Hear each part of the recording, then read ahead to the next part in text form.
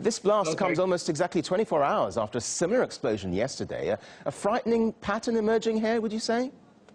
Absolutely. I think it's absolutely appalling what's going on at the moment. I mean, yesterday we had the convoy attacked, we had the firing on the Russian passenger plane.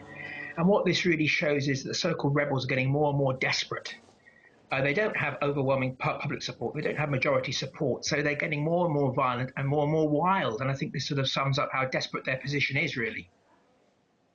And the bomb again went off in a very crowded area. So what or who was the target of this blast? Well, it's quite clear that their aim is to spread terror amongst the population in Damascus, to terrorize civilians. And it's absolutely shameful that these people are being backed by my country, the UK, by France, by the Western powers. These are terrorist attacks. Let's call them what they are. They haven't been condemned by William Hague or Francois Hollande or John Kerry. I think that's absolutely appalling, because if these had taken place in Tel Aviv or in Riyadh or anywhere else in a country which was a Western ally, then they would be roundly condemned, but they're not. And it's quite appalling that these so-called rebels, with Western help, are trying to bomb their way to power in Syria, killing innocent civilians, spreading terror amongst the population. And I think that the likes of William Hague have got blood on their hands, I'm afraid. Well, you mentioned the rebels there, and on Monday, they immediately accused the government of faking the blast. Do you think today's explosion confirms or refutes this? Well, it completely refutes it, I think, because, I mean, it's quite absurd to think that the Syrian government would be blowing up members of the government itself and putting bombs in crowded areas, because why would it want to do that for? I mean, it's quite clear that what's going on is an Al-Qaeda dominated uprising now in Syria, a minority uprising by radical Islamists.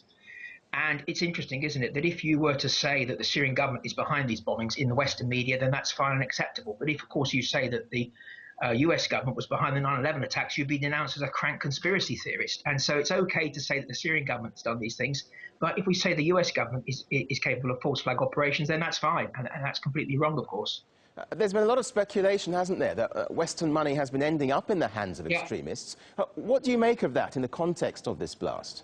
Well, it clearly has, hasn't it? Because, of course, these blasts cost money. The bombing, the guns, the weaponry, etc.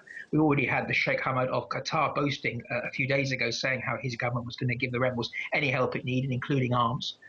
The British government has been sending money into the rebels. And so I think the people who are funding these terrorists have got responsibility. They've got blood on their hands. And it's no good just saying, they're not even condemning it. And so I think that the responsibility for this lies with countries like Qatar, with Saudi Arabia, with Turkey, with Western powers who are, funding these people. OK, journalist and broadcaster Neil Clark, thank you for those views today. Thanks very much.